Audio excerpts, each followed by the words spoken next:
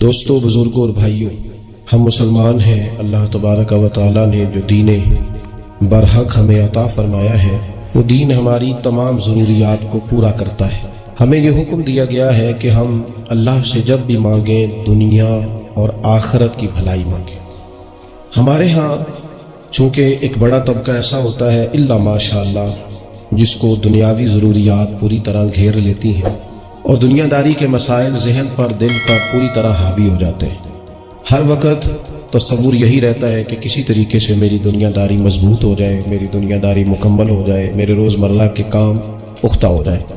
اس کا لازمی نتیجہ یہ نکلتا ہے کہ انسان دینی کاموں کو بھی معاذ اللہ دنیا کے لیے کرنا شروع کر دیتا ہے۔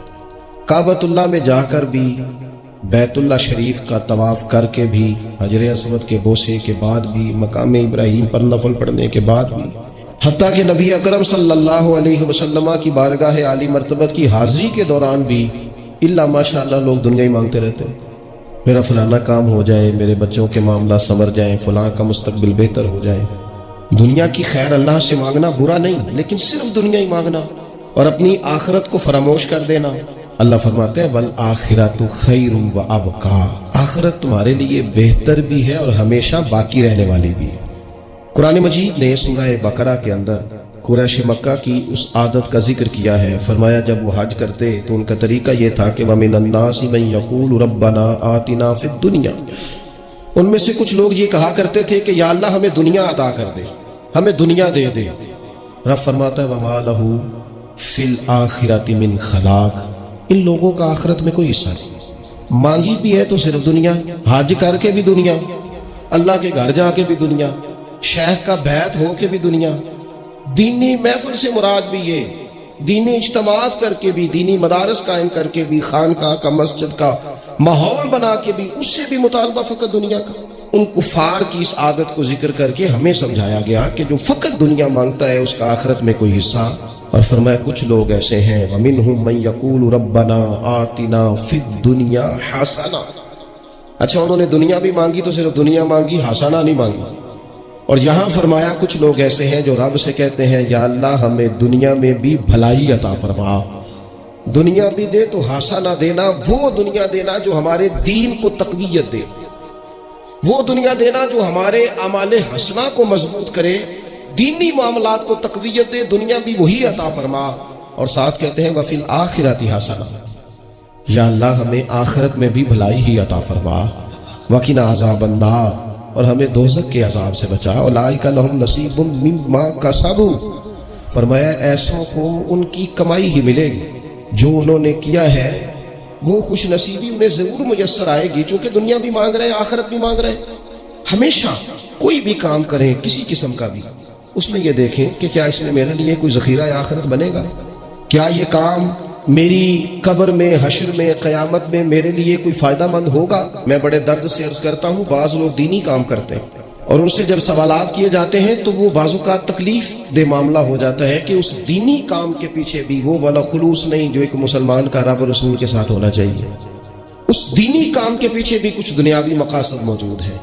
تو اگر بڑی پگڑی اور بڑے جبے کے پیچھے بھی ایک دنیا دار چھپا ہوا ہوا، لوگوں کو تو دھوکہ دیا جا سکتا ہے، رب اور رسول کو تو نہیں نہ دیا جا سکتا۔ وہاں تو دلوں کا خلوص ہی پہنچتا ہے، وہاں تو نیتوں کا حسن ہی پہنچتا ہے۔ تو اللہ تبارک و تعالیٰ سے جب بھی سوال کیا جائے دنیا اور آخرت کی بہتری کا سوال کیا جائے۔ ایک لفظ ہے حدیث پاک میں جس کو عافیت کہتے ہیں، ترمذی شریف میں حضرت سیدنا عباس بن عبد المطلب رضی اللہ تعالیٰ عنہ آپ کی روایت موجود ہے، فرماتے ہیں میں نبی پاک صلی اللہ تعالیٰ علیہ وسلم کی خدمت عالی مرتبت میں حاضر ہوا تو میں نے عرض کی یا رسول اللہ صلی اللہ تعالیٰ علیہ وسلم مجھے ایسی چیز بتائیں جو میں اپنے رب سے مانگوں۔ چیز مانگنی ہوتی ہے نا، بعض اوقات موقع ملتا ہے تو کئی دفعہ انسان امتحان میں آ جاتا ہے، کیا مجھے موقع مل گیا ہے، مجھے کہا گیا کچھ مانگ لو تو بھلا میں کیا مانگوں۔ حضرت عباس بن عبد المطلب رضی اللہ تعالیٰ عنہ نبی پاک علیہ السلام کے پیارے چچا جان ہیں، عرض گزار ہے یا رسول اللہ صلی اللہ علیہ وسلم مجھے بتائیے میں اپنے رب سے مانگوں تو کیا مانگوں؟ تو حضور نے فرمایا رب سے عافیت مانگو۔ کہتے میں کچھ دن رکا، کچھ دنوں کے بعد پھر حاضر بارگاہ ہوا اور عرض کی یا رسول اللہ صلی اللہ تعالیٰ علیہ وسلم مجھے بتائیے میں اپنے مالک سے مانگوں تو کیا مانگوں؟ حضور نے پھر فرمایا اللہ سے مانگنا تو عافیت مانگنا۔ بزرگ فرماتے ہیں یہ عافیت کیا ہے؟ عافیت یہ ہے کہ یا اللہ ظاہری پریشانیاں، باطنی پریشانیاں۔ اے اللہ ظاہر کے میل کچیل بھی دور ہو جائیں، باطن کے بھی دور ہو جائیں۔ اے اللہ ہر معاملے میں، ہر آزمائش میں، ہر دکھ میں ہمیں تیری پناہ نصیب ہو جائے۔ یہ عافیت ہے۔ اور صوفیاء کرام فرماتے ہیں عافیت سے بڑی نعمت کوئی نہیں اگر کسی کو میسر آئے، عافیت سے بڑا حسن کوئی نہیں اگر کسی شخص کو یہ نصیب ہو جائے۔ اور ایک اللہ والے نے تو ایک اور بڑا خوبصورت ترجمہ یہاں کیا ہے، وہ کہتے ہیں عافیت کا مطلب ہے دل کا قرار، عافیت کا مطلب ہے باطن کا سکون، عافیت کا مطلب ہے انسان کے مزاج کا حوصلہ، ٹھنڈک، بردباری۔ اس بندے کو عافیت نصیب ہو جاتی ہے، گویا اللہ اسے سکون کی دولت عطا فرما دیتا ہے۔ تھوڑے پیسوں میں بھی سکون، بغیر شہرت کے بھی سکون، کوئی بات مان لے تب بھی سکون، کوئی دھتکار دے پھر بھی سکون، لوگوں کی گڈ بک میں ہو پھر بھی سکون، اور اگر لوگ سارے مخالفت میں آ جائیں تو چونکہ اللہ نے عافیت دی ہے پھر بھی سکون۔ اللہ تعالیٰ نے ان لوگوں کو قرار کی دولت، اللہ سے عافیت مانگی جائے، اس میں دنیا کی بھی بھلائی شامل ہے، آخرت کی بھی بھلائی شامل ہے۔ نبی اکرم صلی اللہ تعالیٰ علیہ وسلم توجہ دلاتے کہ اللہ سے تم عافیت مانگو، ہمارا نہ جی، کیونکہ سب سے بڑا مسئلہ روحانی تربیت کا ہے۔ ہمارے ہاں باتیں ڈھیر سارے لوگوں کو آتی ہیں اور بہت زیادہ آتی ہیں، منصوبہ بندی کرنا، پلاننگ کرنا، اپنے معاملات کو خود سے کیسے لے کے چلنا ہے، کیسے ٹھیک کرنا ہے، اپنے حق میں دنیا کو کس طرح قائم کرنا ہے، یہ ڈھیر سارے لوگوں کو آتا ہے۔ اور اپنے حق میں دلائل کس طرح قائم کرنے ہیں، اس میں بہت سارے لوگ خود کفیل ہوتے ہیں، انہیں کسی سے مشاورت کی بھی ضرورت نہیں ہوتی۔ لیکن اللہ کی بارگاہ سے اپنا رشتہ کیسے جوڑنا ہے، مالک سے کرم کا سوالی کس طرح کر کے ہونا ہے، اللہ سے عافیت کا سوال کیسے کرنا ہے، یہ چونکہ روحانی تربیت میں ہمارا مزاج نہیں ہوتا، لہذا ہم اس طرف جاتے نہیں۔ ہم وہ اپنی مرضی کی چیزیں، یعنی وظیفہ پوچھ کے گئے ایک صاحب، کچھ عرصے کے بعد آئے ہیں تو آگے کہتے ہیں مولانا صاحب، پیر صاحب یا قاری صاحب یا فلاں صاحب، کسی سے بھی پوچھ کے گئے کہ جس کو نیک آدمی جانا، پھر لوٹ کر آ کے کہتے ہیں کہ آپ نے وظیفہ بتایا تھا پر کام کوئی نہیں ہوا۔ تو میں تو صاف کہتا ہوں اور کھلے دل سے کہتا ہوں کہ بھائی وظیفہ آپ کو بتایا تھا کہ اللہ کی رحمت متوجہ ہوگی، خدا کی رحمت کو آواز دینے کے لیے وظیفہ دیا تھا۔ کوئی بھی وظیفہ رب کو مجبور تو نہیں نہ کر سکتا معذور۔ اور وظائف کس لیے پڑھے جاتے ہیں کہ جلدی سے معاملات ٹھیک ہو جائیں، میرے حق میں چیزیں بہتر ہو جائیں، تو اللہ کی رضا کے لیے پڑھے جاتے ہیں۔ تو وظائف کو، عبادات کو، نوافل کو، تلاوت کو، درود پاک کو تو رضا الہی کا ذریعہ بنانا چاہیے۔ لیکن ہم چونکہ ایک پورا الجھاؤ رکھتے ہیں اپنی دنیا داری کے معاملات سیدھے کرنے، ایک پورا خیر رکھتے ہیں، لوگ ملتے رہتے ہیں مختلف بزرگوں کی نسبت کے تعلق سے، تو بعض جگہوں پہ بعض لوگ بڑے تیز ہوتے ہیں، یعنی ان سے آپ کی ملاقات ہوتی ہے تو بندے کو محسوس ہوتا ہے کہ یار اسے تو پہلے ساری باتوں کو پتہ ہے، اور کئی دفعہ ان سے ملنے کے بعد احساس ہوتا ہے کہ یار اس سے تو تھوڑا سیکھ ہی لیتے تو بہتر تھا، یہ تو بات بڑی آگے نکل گئی۔ سارا پتہ ہوتا ہے، باشعور ہوتے ہیں، لیکن ڈر آتا ہے اللہ سے۔ اتنا باشعور آدمی، سمجھدار، پنچایت، پریا، لوگ، دین، دنیا سارا پتہ ہے، نماز کا ٹائم آ گیا تو وہ چھپتا پھرتا ہے، اس کی طبیعت پر بوجھ بن رہا ہے معاذ اللہ اللہ کے حضور حاضر ہونا، اسے خیر کا کام کرنا پڑ رہا ہے تو وہ ادھر ادھر نکلتا جا رہا ہے۔ تو سوال یہ ہے کہ پھر یہ شعور کا کیا مطلب رکھا ہوا ہے ہم نے؟ پھر اللہ سے دعا کرنے کی ضرورت نہیں۔ حضرت عارف رومی رحمۃ اللہ تعالیٰ علیہ فرمایا کرتے تھے بعض لوگوں کو رب سارا کچھ دیتا ہے، سجدے کی توفیق نہیں دیتا۔ اس کا مطلب یہ ہے کہ وہ کہتا ہے یہ سارا کچھ لے اور نکل جا میرے گھر میں، رکھ سارا کچھ پاس۔ رب سے عافیت مانگی جائے، اس سے اس کا فضل مانگا جائے، اس سے اس کا کرم مانگا جائے۔ اللہ کے پیارے رسول صلی اللہ تعالیٰ علیہ وآلہ وسلم اس عافیت مانگنے پر زور دیتے، توجہ دیتے۔ میں آپ کو صحیح بتاتا ہوں، رب نے اگر کسی بندے کو عافیت میں رکھا ہو نا، حالات کیسے بھی برے چل رہے ہوں اس کا بگاڑ کچھ نہیں سکتے۔ اور اللہ تعالیٰ معاف کرے 100 دفعہ خاکم بدہن، اگر کسی وقت اس کے کرم کی نگاہ پھر جائے تو پھر سارے اسباب سمیت بھی انسان اپنے پیروں پہ کھڑا نہیں رہ سکتا۔ اس سے جب تک طلب کرم نہیں ہوتا، طلب عافیت نہیں ہوتی، اس کی بارگاہ سے جب تک بندہ مومن پورا رجوع نہیں کرتا، یہ عافیت اتنی اعلیٰ چیز ہے کہ نبی پاک علیہ السلام نے فرمایا آذان اور اقامت کے درمیان جو وقت ہوتا ہے اس میں دعائیں رد نہیں ہوتی۔ دعا مانگا کرو گے تمہاری اللہ اپنے فضل سے قبول کر لے گا۔ عرض کی یا رسول اللہ کیا مانگے؟ تو فرمایا عافیت مانگو رب سے۔ حضرت انس بن مالک حدیث کے راوی ہیں رضی اللہ تعالیٰ، یہاں بھی فرمایا یہ عین قبولیت کا ٹائم ہے، اب اللہ سے عافیت مانگ لو، اس کی پناہ۔ ہم دعاؤں میں بھی محدود ہو جاتے ہیں، رب دا طالب کوئی نہ ملیا، جو ملیا طالب زردہ ہوا، دعاؤں میں بھی حد بندی۔ بعض اوقات بچے بھی تربیت کرتے ہیں نا، ایک مولانا ہے، ان کا خیال ہے کہ انہوں نے مجھ سے کچھ پڑھا ہے تو کبھی کبھی استاد جی کہہ دیتے ہیں. بہت پرانی بات ہے. انہوں نے مجھے فون کیا کہ اگر آپ ابھی تشریف لائیں، تو میں نے کہا پتر دعا مانگ، اللہ کو چھوٹی جی گڈی دے دے. تو اس بچے نے میری بڑی تربیت کی، کہنے لگا استاد جی اللہ کو لو منگنی ہے تو بڑی ساری منگو. آپ نے محدود کیوں کیا کہ بھئی یہ چھوٹی سی اللہ گاڑی کیوں اللہ چھوٹی دے، رب دے تو بڑی دے اور رحمت سے دے، اللہ سے مانگنی ہے نا جی. ہم تربیت نہیں لیتے. میں نے اس کا شکریہ ادا کیا. میں نے کہا بیٹے تو نے بڑی سونی بات کی، اللہ تجھے اس کا اجر عطا کرے، اللہ تجھے برکات عطا کرے. اگر آپ نے سیکھنا ہے تو پھر آپ سیکھ لیں گے، اور اگر نہیں سیکھنا تو پھر یہی کہنا ہے ساری عمر لنگ گئی بندہ کو نہیں ملیا، چونکہ مزاج نہیں ہے نا سیکھنے کا، اس لیے پھر ملا ہی کوئی نہیں. پھر ساری زندگی کو میسر ہی نہیں آیا، کسی نے نصیحت ہی نہیں کی، کوئی آنکھوں کو بھایا ہی نہیں. خود ہی بڑے سیانے تھے، خود ہی بہت بڑے تھے، اپنا قد ہی بڑا اونچا تھا، سب ٹھگنے چھوٹے اور کمزور اور بوڑے نظر آئے. عزیز بھائی، جب عافیت، ایک بزرگ تھے ہر وقت اللہ سے عافیت مانگتے تھے، ہر وقت اللہ سے عافیت مانگتے تھے، ہر وقت عافیت مانگتے تھے. لوگوں نے پوچھا، لوگ ان کو صالح جانتے تھے، نیک سمجھتے تھے کہ حضور آپ اور کوئی دعا مانگتے نہیں، عافیت ہی مانگتے ہیں. فرمانے لگے میں مانگا کرتا تھا شروع میں، بعد میں خیال آیا اور بھی دعائیں مانگا کرتا تھا، یہ احساس بعد میں نصیب ہوا. فرماتے میں مزدوری کرتا تھا، مال برداری کرتا تھا، ایک جگہ پہ ڈیوٹی کر رہا تھا تو تھک گیا، اور وہ جو کام لینے والے لوگ تھے ان کا رویہ بھی بڑا ترش تھا، تکلیف ہوئی. تو میں نے اپنے مالک کی بارگاہ میں عرض کی، مالک اگر 2 روٹی بغیر مجھے مشقت کے مل جائے دن میں تو تیری بارگاہ تو بڑی قریب ہے. کہتے میں نے یہ دعا مانگ لی. ذرا میں تھوڑا آگے بڑھا تو 2 بندے آپس میں لڑ رہے تھے، میں ان کی صلح کرانے کے لیے، انہیں بچانے کے لیے آگے بڑھا، تو میں جس کو چھڑا رہا تھا دوسرے نے میرے اوپر ضرب لگا دی، میرا بھی سر پھٹ گیا. تھوڑی دیر کے بعد وہاں پولیس آ گئی، وہ تینوں کو لڑنے والا سمجھ کے اٹھا کے لے گئے، مجھے جیل ہو گئی. 2 روٹیاں بغیر مشقت کے روز ملنی شروع ہو گئی. دعا مانگی تھی نا کہ یا اللہ 2 روٹیاں مل جائے نا بغیر مشقت کے. کہتے ہیں وہ 2 روٹیاں روز ملتی، کوئی کام نہیں کرنا پڑتا، پر جیل ہو گئی. فرماتے میں بڑا پریشان تھا، روز روٹیاں پابندی سے آتی اور بہترین آتی، کھانا ملتا. پھر کچھ عرصے کے بعد میں نے سوچا کہ یار یہ دعا تو قبول ہو گئی نا تیری، اب تو اگر اس پر کوئی الگ بات کرے گا تو وہ تو غلط کرے گا. کہتے پھر خود ہی میرے دل میں اللہ نے بات ڈالی اور میں نے عرض کی مالک 2 روٹیاں نہیں، مجھے تو عافیت چاہیے، مجھے تو عافیت دے، میرے اوپر تو کرم فرما، تو نظر رحمت کر. جے ایک قطرہ بخشے مینوں، جے ایک قطرہ بخشے مینوں تے کام بن جاندا ہی میرا، مہربانی کر عافیت عطا کر. فرماتے پھر خدا نے کرم کیا، کہاں سے اسباب بنے میرے جیل سے چھوٹنے کے، کون کون میرے ضمانتی بنے اللہ ہی جانتا ہے.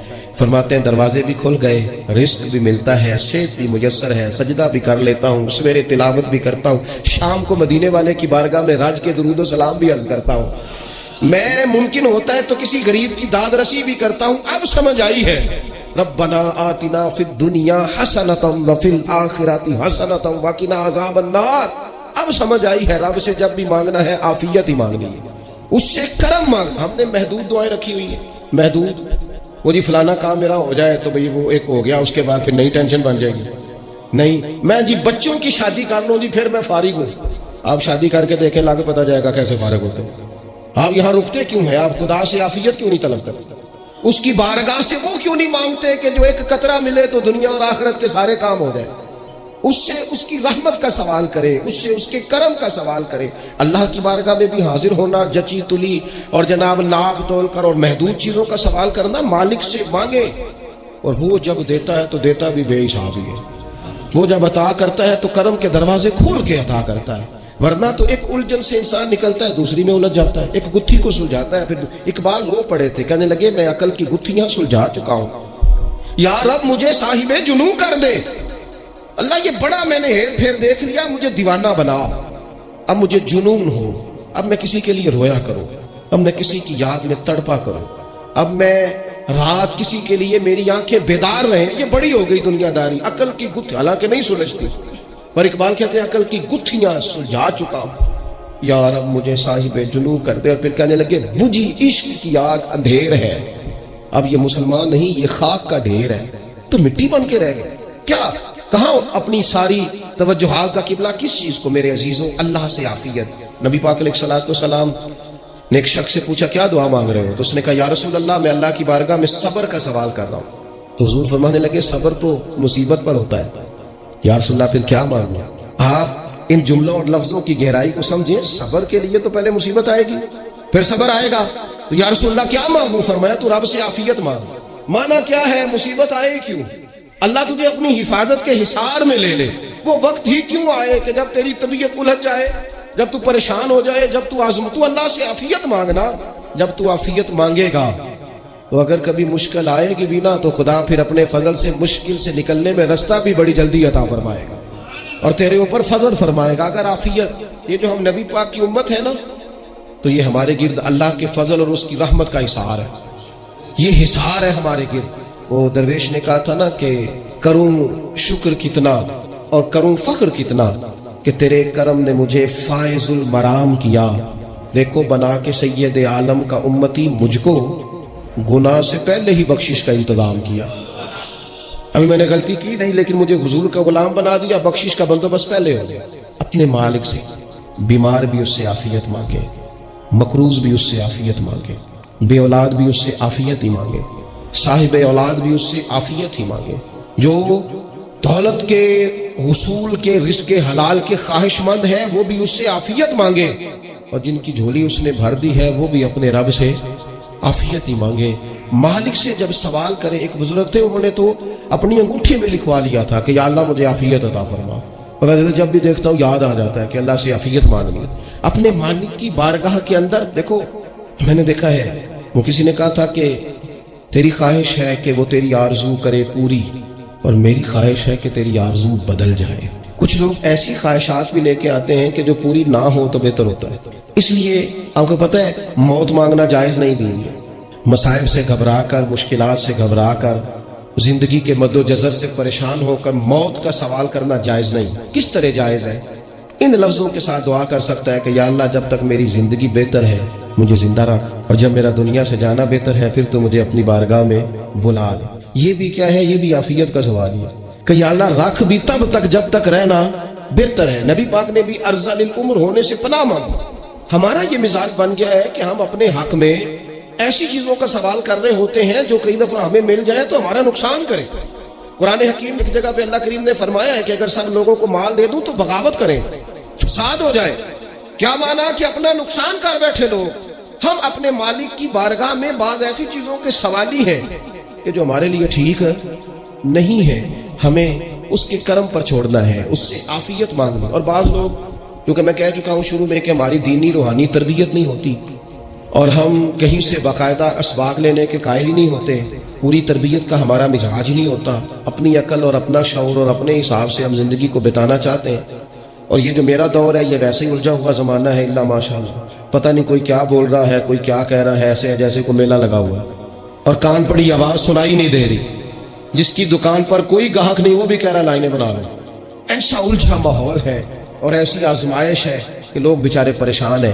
دیکھیں جب تربیت کے ساتھ انسان آگے بڑھتا ہے نا، ہمارے پاس مقتدا ہے اللہ رسول کا کلام، ہمارا پیشوا ہے رب رسول کا فرمان. جب ہم کتاب و سنت کی روشنی میں آگے بڑھتے ہیں تو پھر ہمارے لیے منزل آسان بھی ہوتی ہے اور قریب بھی ہوتی ہے. پھر ہمارے لیے آگے کی طرف سفر کرنا، آگے بڑھ جانا یہ آسان ہوتا ہے. آپ غور کریں جو لوگ دنیا میں کامیاب رہے، بھلا کس طرح کامیاب رہے؟ وہ اس طرح کامیاب رہے کہ انہوں نے نا اپنے رب سے عافیت مانگی. اللہ تعالیٰ نے خود بخود ان کے لیے رستے بنائے.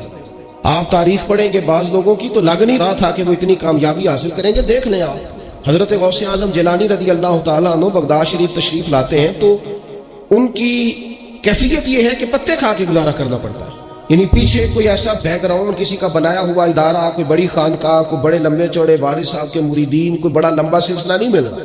ان کو بظاہر پتے کھا کے گزارا کرنا پڑتا ہے، لیکن چونکہ وہ نکلے ہیں اللہ کی مدد کے ساتھ، انہیں اللہ نے تائید دی ہے، فضل فرمایا ہے. تو نتیجہ یہ نکلا ہے کہ 70 ہزار بندہ ایک ایک وقت میں تربیت لینے کے لیے ان کے سامنے موجود ہے. یہ اللہ نے اسباب بنائے ہیں، کیونکہ جب رب عافیت عطا کرتا ہے تو پھر اللہ اسباب بھی پیدا فرماتا ہے. ہمارا ذہن تو تھک جاتا ہے سیاست کرتے کرتے. ہم تو جناب پوری ترتیب سے ہمیں سلیقہ آتا ہے کس طرح کر کے کس بندے کو کیسے قائل کرنا. پورے طور پر ہم وہ ساری زندگی سیاست کرتے رہتے ہیں. وہ خاندانوں میں بھی چلتی ہے، گلی محلے میں بھی چلتی ہے، دوستوں میں بھی چلتی ہے. اور بعد میں پتہ چلتا ہے کہ یہ پتے کھیل کون رہا تھا، اصل میں صلح کرانے والا تھا کہ لڑائی کرانے والا. یہ سب کا خیر خواہ تھا، یہ سب کی ذہن کے اندر فطور کی آمیزش ہی اس شخص کی وجہ سے. ہم چونکہ وہ خاص عافیت اللہ سے نہیں مانگتے، ہماری مخصوص سیاست ہوتی ہے سبھی کو راضی رکھو. اس کا نتیجہ یہ نکلتا ہے کہ کھٹائی ماتا کوئی بھی راضی نہیں رہتا.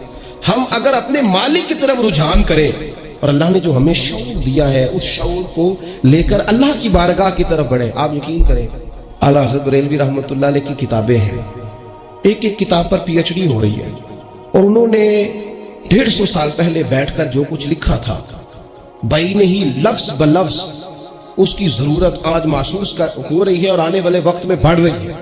پھر ان کے پاس کوئی ٹیم نہیں تھی، 50 لوگ نہیں تھے جو ان کے پاس بیٹھ کے لکھواتے، اپنا پریس نہیں تھا، ایسے لوگ نہیں تھے کہ جن کو پتا ہوتا کہ کتاب ہم کل چھاپیں گے اور اتنے فیصد یہ مارکیٹ میں نکل بھی جائے گی. ایسا کچھ نہیں تھا.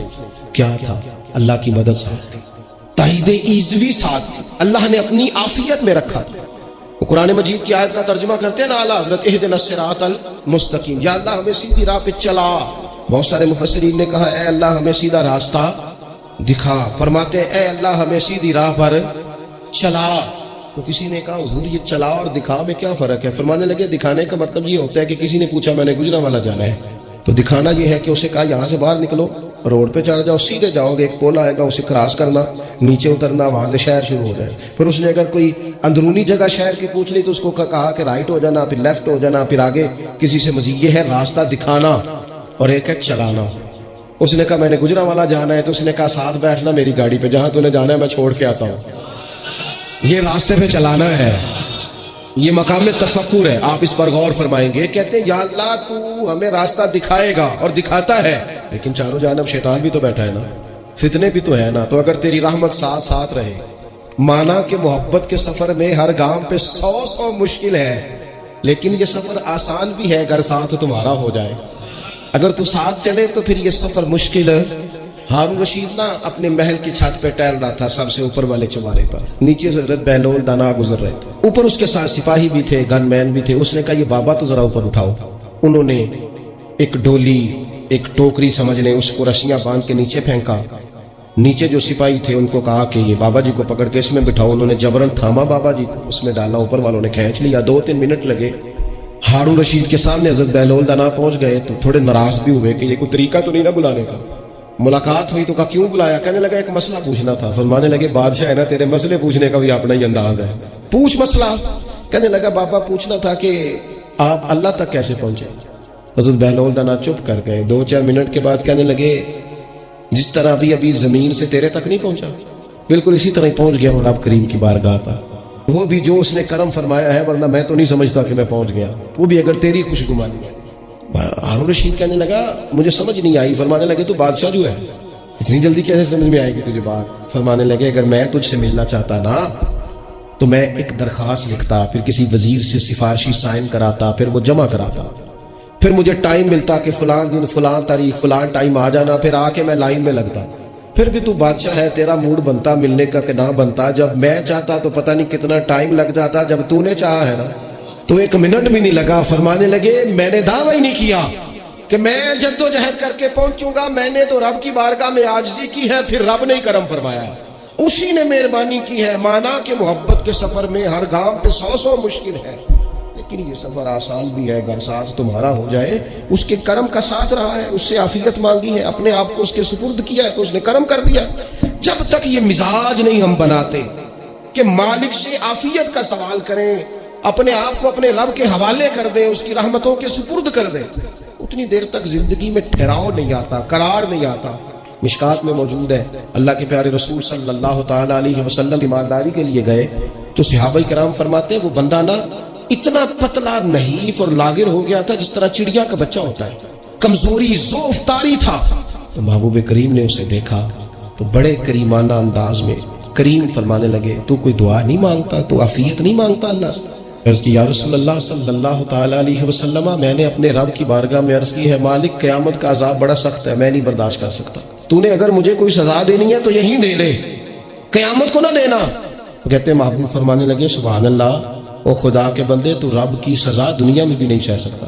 اللہ سے یہ بھی سوال نہ کر، تو رب سے کہہ ربنا آتنا فی الدنیا حسنۃ وفی الآخرۃ حسنۃ وقنا عذاب النار. تو رب سے دنیا میں بھی حسنہ مانگ، بھلائی مانگ، تو آخرت کے لیے بھی بھلائی مانگ، تو اس سے عافیت کا سوال کر. تو نے یہ سوال کیوں کیا؟ عرض کی یا رسول اللہ کرم ہو گیا ہے، مجھے سمجھ آ گئی، اب میں اسی طرح ہی کروں گا. عزیز دوستو ہم کہاں سہ سکتے، ہم دنیا میں رب کی سزا ہم نہیں سہ سکتے، ہم کمزور ہیں.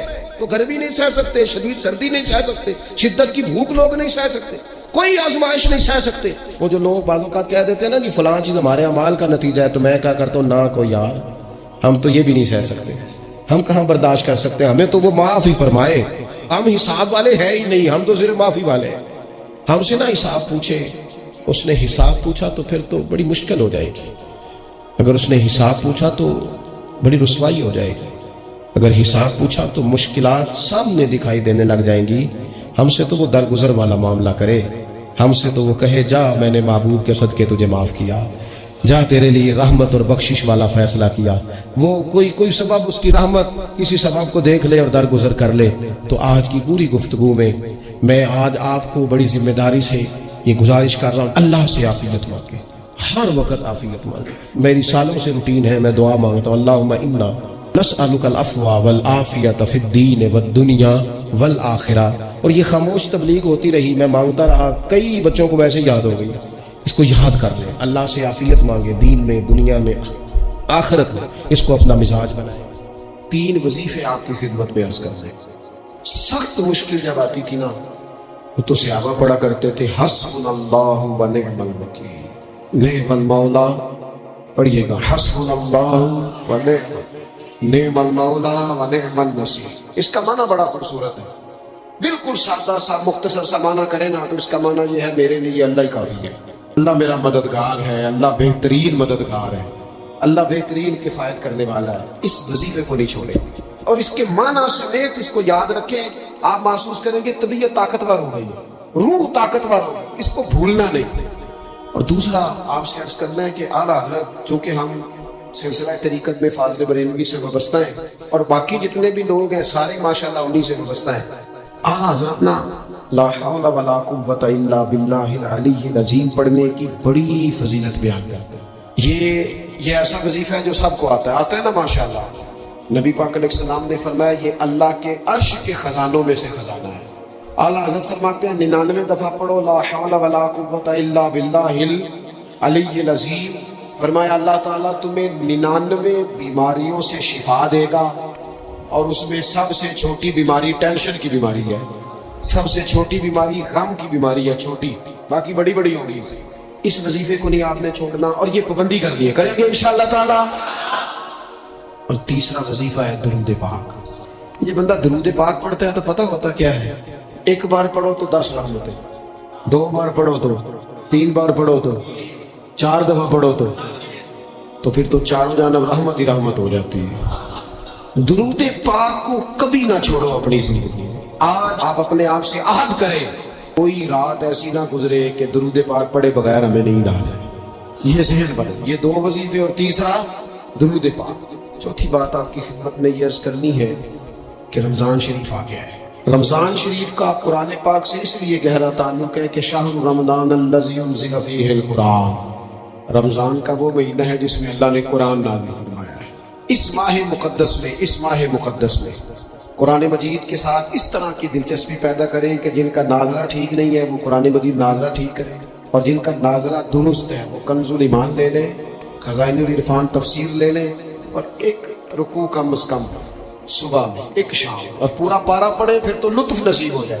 تھوڑا سا نا دلچسپی پیدا کریں قرآن علوم کے ساتھ، بڑی خوشکی ہے، بڑے شعر یاد ہیں، بڑی کہانیاں یاد ہیں، بڑی باتیں یاد ہیں، پر قرآن پاک کے ساتھ ہماری وہ دلچسپیاں موجود ہیں۔ خاص ذوق پیدا کریں قرآنی تعلیمات کے ساتھ، ساز کریں۔ صحابہ کرام نے نا بڑی منصوبہ بندی کے ساتھ دین پھیلایا، بڑی جدوجہد کی۔ انہوں نے دیکھا کس علاقے میں ہم نے جہاد کے لیے جانا ہے، کس میں تبلیغ کے لیے جانا ہے، کس علاقے میں کس طرح کر کے ہم نے ڈیوٹی سر انجام۔ مصر میں ایک شہر ہے، اس کا نام ہے فسطاط، وہ کہتے ہیں گھونسلے کو، پرندوں کے گھونسلے کو۔ حضرت سعد بن ابی وقاص رضی اللہ تعالیٰ عنہ اپنی فوجیں لے کے وہاں گئے تھے، آپ نے وہاں خیمہ لگایا، کچھ دن وہاں قیام کرنا تھا، آپ کا وہاں خیمہ تھا۔ وہاں آ کے کبوتر بیٹھنے لگے، ایک کبوتری نے انڈے بھی دے دیے، وہاں گھونسلہ بن گیا۔ اب آپ جب وہاں سے ہجرت کرنے لگے نا، آگے بڑھنے لگے، تو دل میں خیال آیا کہ خیمے اکھاڑتے ہیں، چلتے ہیں۔ جب وہ خیمے اکھاڑنے لگے تو دیکھا اوپر تو گھونسلہ بنا ہے، اس میں تو کبوتر رہتے ہیں، ان کے بچے بھی ہیں۔ حضرت سعد بن ابی وقاص نے 2 فوجیوں کے ذمے لگایا، فرمایا یہاں تم پہرے دار بن کے کھڑے ہو جاؤ، یہ خیمہ اکھاڑا نہیں جائے گا، اس کو یہی لگا رہنے دیں گے تاکہ یہ کبوتر جو ہیں انہیں تکلیف نہ ہو۔ وہ 2 فوجی وہیں رہے، خیمہ لگا رہا، وہاں پانی کا بندوبست کیا جاتا رہا، خوراک کا بندوبست کیا جاتا رہا۔ قریب قریب بستیوں سے جب لوگوں نے دیکھا نا یہاں لوگ موجود ہیں، تو لوگوں نے وہاں آ کے مکان بنانے شروع کر دی۔ وہ ایک پرندے کے گھونسلے کی حفاظت کے لیے کچھ دیر 2 سپاہی رکے تھے، اللہ نے وہاں پورا شہر آباد فرما دیا ہے۔ تو آپ ایک گھونسلے کی حفاظت شروع کریں، انشاءاللہ شہر آباد ہو جائے گا۔ لیکن ہم گھونسلوں کی حفاظت کرنے کو بھی تیار ہیں۔ اب چوتھی بات آپ کی خدمت میں عرض کرنی ہے، ایک ضروری کام بڑی توجہ کے ساتھ آپ نے سمجھنا ہے، تھوڑا سا اس کے پس منظر کو سمجھ لیں۔ جو آیت کریمہ میں نے تلاوت کی اس کا حصہ بھی اسی میں آئے گا۔ دنیا کا نظام نہ 2 طریقوں سے چلتا ہے، ایک ہے نظام اسباب اور ایک ہے نظام غیب۔ ایک نظام اسباب سے چلتا ہے کہ آگ جلاتی ہے، پانی ٹھنڈا کرتا ہے، انسان ماں باپ کے ملاپ سے پیدا ہوتا ہے۔ دنیا نظام اسباب سے چلتی ہے اور اسی ترتیب سے نظام آگے چل رہا ہے۔ اور ایک ہے نظام غیب، اللہ اپنی رحمت کا فیصلہ فرمائے۔ تو ایک نظام وہ بھی ہے، وہ کیسے ہے؟ آگ جلاتی ہے لیکن جب رب چاہے نا تو حضرت ابراہیم کے لیے ٹھنڈی ہو جاتی ہے۔ یہ کیا ہے؟ یہ نظام غیب۔ نظام اسباب یہ ہے کہ ماں باپ کے ملاپ سے اولاد پیدا ہوتی ہے، اور اگر رب چاہے نا تو حضرت عیسیٰ علیہ السلام کو بغیر باپ کے بھی پیدا فرما دیتا ہے۔ ہم جو مسلمان ہیں نا، ہماری ساری کی ساری توجہ نظام اسباب پہ ہو گئی ہے۔ اسباب پورے جمع کرو لیکن اپنے رب کی بارگاہ کی طرف رجوع بھی کرو۔ کئی دفعہ نا اسباب سارے بندے کے ہاتھ سے چھوٹ جاتے ہیں، پھر اسے ضرورت ہوتی ہے دست غیب کی، اللہ اس کی مدد کرے۔ حضرت زنیرہ رضی اللہ تعالیٰ، یہ صحابیہ ہیں، یہ مسلمان ہو گئی، کفار نے انہیں مارا، تکلیف تھی، بڑی اذیت سے گزری، یہاں تک کہ ان کی بینائی چلی گئی۔ جب نظر آنا بند ہو گیا نا، دور تھا مکے کا، کفار کی عورتوں نے معاذ اللہ تانا دیا کہ دیکھا نا لات و منات یہ ان کے بتوں کے نام ہے، معاذ اللہ لات و منات تیری نظر لے گئے، اب تو کیا کرے گی؟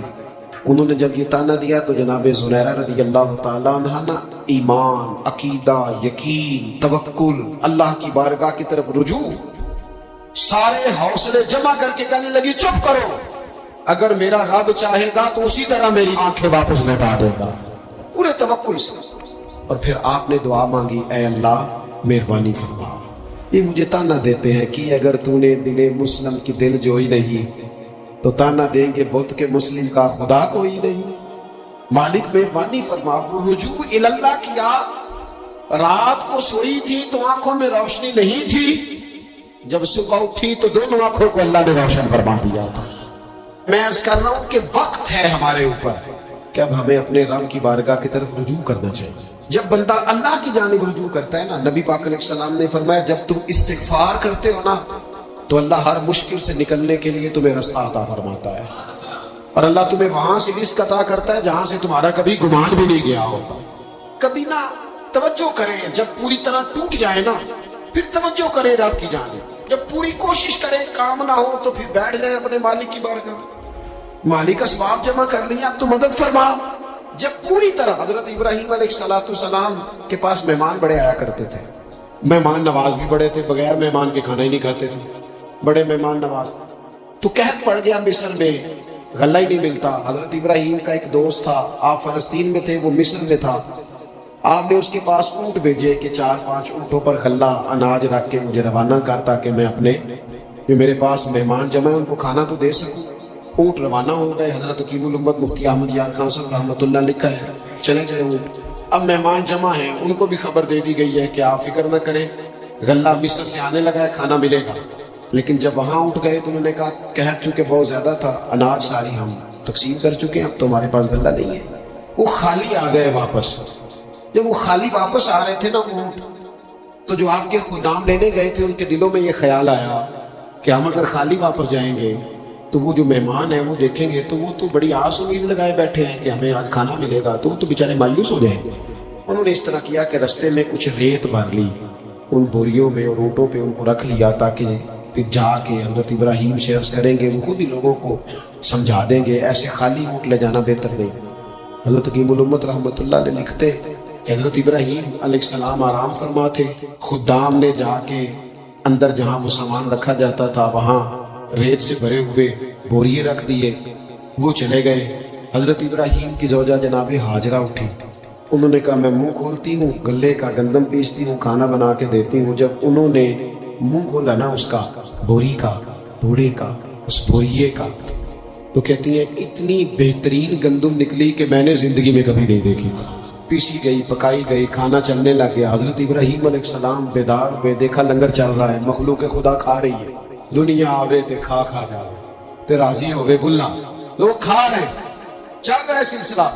तो हजरत हाजरा, वो खवातीन घर में कुछ चीज आए ना तो कहती हैं इस दफा चावल बड़े अच्छे आए, इस दफा गंदम बड़ी अच्छी आई, या आटा पिस के आया, ये बड़ा उम्दा है। तो हजरत जनाब हाजरा रदी अल्लाह ताला अन्हा हाजिरे बारगाह होकर अर्ज करने लगी, ये जो आपका मिस्री यार है ना, उसने जो गंदम भेजी है बड़ी कमाल है। हजरत इब्राहीम तो जानते थे बात को, फरमाने लगे ये मेरे मिस्री यार ने नहीं भेजी, ये मेरे अर्शी यार ने भेजी है, ये अर्शी यार ने भेजी है। और वो जब भेजता है तो कमाल भेजता है, वो जब अता करता है तो बेशुमार भी अता करता है। ओ जो आया करीमा मैंने कुरान मजीद की पढ़ी है, उसमें अल्लाह करीम ने फरमाया या अय्युहल्लज़ीना आमनू तूबू इलल्लाहि तौबतन नसूहा, ऐ ईमान वालों अपने रब की तरफ रुजू करो, अपने रब की बारगाह में तौबा करो, पर तौबा सच्ची करना, रुजू इलल्लाह करो, अल्लाह की तरफ रुजू करो। बाज़ों का सारे निज़ाम खत्म हो जाते हैं, निज़ाम असबाब, उस वक्त जरूरत होती है रुजू इलल्लाह की कि निज़ाम गैब आए। हजरत सारा रदी अल्लाह ताला अन्हा जो जनाब इब्राहीम अलैहिस्सलाम की अहलिया है, आप एक रास्ते से गुजर रही थी, हजरत इब्राहीम अलैहिस्सलाम आपके साथ थे। तो जिस रास्ते आप तशरीफ ले जा रहे थे उस रास्ते में बादशाह बड़ा जालिम था, वो माज़अल्लाह ताला सुम्मा माज़अल्लाह औरतों को गिरफ्तार कर लेता और अपनी बदबातनी का सबूत देता। वहां से जनाब सारा गुजरी, मुस्नद इमाम अहमद बिन हंबल से ये हवाला अर्ज कर रहा हूँ। हजरत सारा को उसने गिरफ्तार कर लिया। जब वो जनाब सारा की तरफ बढ़ने लगा तो अब वो जितने असबाब थे ना उस वक्त के, सारे इख्तियार किए गए, लेकिन उस बादशाह से जान नहीं छूटी। जब वो बढ़ने लगा तो जनाब सारा ने फिर रब करीम की तरफ रुजू किया, मुसल्ले पे बैठ गई, कहने लगी मालिक अब तू ही करम फरमाने वाला है। आपने इस दर्द से दुआ फरमाई कि वो बादशाह जमीन पर बेहोश होकर गिरा और तड़पने लगा, करीब था कि वो मर जाए। तो हज़रत सारा फिर मुसल्ले पे बैठी और अपने मालिक की बारगाह में अर्ज करने लगी, मालिक अगर ये मर गया तो मुझ पे इल्जाम आएगा कि मैंने मारा है, इसे मारना, बेहोश ही फरमा। वो बेहोश हो गया, थोड़ी देर के बाद होश आया तो फिर आपकी तरफ बढ़ने लगा। तो आपने फिर अल्लाह की जानिब रुजू किया। जब दोबारा रब करीम की जानिब रुजू किया तो फिर वो बेहोश हुआ। कई दफा वो कोशिश करता, लेकिन आप जब अपने मालिक की बारगाह में हाथ उठाती तो बेहोश होकर गिर पड़ता। मिलाकर आपसे माफी भी मांगी, आपको आजाद भी किया। एक वक्त ऐसा आता है जब सारे असबाब जवाब दे जाते हैं। हम मुसलमान मुल्क में रहते हैं, कुछ बातें बड़ी खूब हैं। मैंने देखा है कि डॉक्टर जब समझ जाता है ना कि रिपोर्ट्स, अद्वियात, टेस्ट अब इस नतीजे पे पहुंच गए हैं कि शायद ये मरीज बचेगा ना, तो चूंकि मुसलमान मुल्क है तो मेरे वतन के डॉक्टर एक खूबसूरत जुमला बोलते हैं, मुझे बड़ा पसंद है। वो ये नहीं कहते अब कुछ नहीं हो सकता, वो कहते हैं आप दुआ करें। क्या मतलब कि अब रुजू इल्लाह का वक्त आ गया है। हमारे पास जो शऊर था, इल्म था, वो हमने खर्च कर दिया। अब टाइम है कि रुजू इल्लाह करें, आप अल्लाह की बारगाह। ये बड़ा खूबसूरत जुमला, अच्छी बातों का भी तो जिक्र करना चाहिए। ये खूबसूरत जुमला है कि आप दुआ करें। एक वक्त आता है जब दुआ की जरूरत होती है, दस्ते गैब की जरूरत होती है। नबी पाक अलैहिस्सलाम 313 को लेकर जब मैदान में आए थे, हजरत आयशा सिद्दीक़ा रज़ी अल्लाह ताला अन्हा फरमाती हैं, मैंने नबी पाक सल्लल्लाहु ताला अलैहि वसल्लम को ना मर्ज़े विसाल तक देखा है, हुजूर के विसाल तक, कि हुजूर कुरान पाक की आखिरी 2 सूरतें पढ़ के सूरत फलक और नास अपने हाथों पे फूंकते थे, फिर जिस्म पे मलते थे। कुरान पाक में शिफा है। अब तो लोगों ने दम दरूद को ना इसको बड़ा हल्का सा काम समझ लिया। वैसे भी ये आमलों के हत्थे चढ़ गया, मलंगों के हत्थे चढ़ गया, कारोबार बन गया, तिजारत बन गई। वरना कुरान पाक की आयात पढ़ी जाएं तो हुजूर ने फरमाया सूरह फातिहा में शिफा है, इसमें करम है। ये चीजें जो बड़ी हमारे लिए सूदमंद थी, फायदा मंद थी, हम छोड़ गए। एक बड़ी खूबसूरत हदीस है, सुनिएगा। हजरत अबू सईद खुदरी रज़ी अल्लाह ताला अन्हु हदीस के रावी हैं, बुखारी में मौजूद है। इरशाद फरमाते हैं कि हम एक सफर पे थे, वापस आ रहे थे, एक जगह रात को क़याम किया, सोना था, बस्ती थी।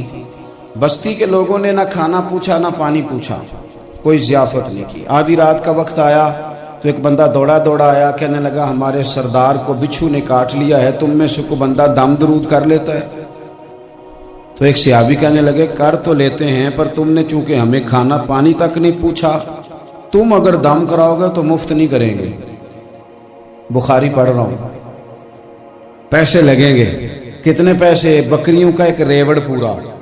شارحین نے لکھا 40 بکریاں۔ کنے دما دیاں؟ او بھائی اس سے کوئی بندہ جواز نہ لے کہ پیسے لینے جائز ہیں، اس سے جواز نہ حاصل کرے۔ آپ بات کو سمجھیں، پس منظر کیا ہے؟ پانی تک نہیں تم نے پوچھا۔ کچھ لوگوں کا علاج ہوتا ہے، انہوں نے کہا پیسے لیں گے دم کر دیں گے۔ صحابی نے کہا، حضرت ابو سعید خدری رضی اللہ تعالیٰ عنہ فرماتے ہیں وہ چونکہ تنگ تھے، بچھو کاٹ کے، اور سردار کو کہا چل تو صحیح نا۔